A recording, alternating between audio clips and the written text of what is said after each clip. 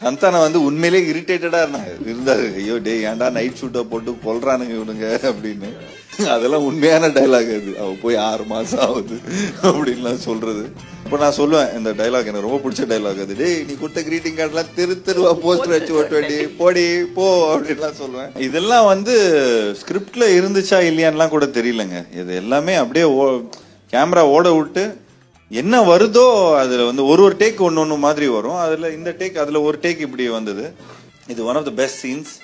ஐ think அதுக்கு முன்னாடி ஒரு சீக்வன்ஸ் இருக்கும். அதுல அந்த லேண்ட்லைன் செல்போன் வச்சிருந்தா தான் உடைக்கிற, லேண்ட்லைன் வச்சுட்டும் உடைக்கிறியாடா அப்படிங்கிற மாதிரி இந்த மாதிரி ஒரு ஒரு ஒரு சீக்வன்ஸ் அது.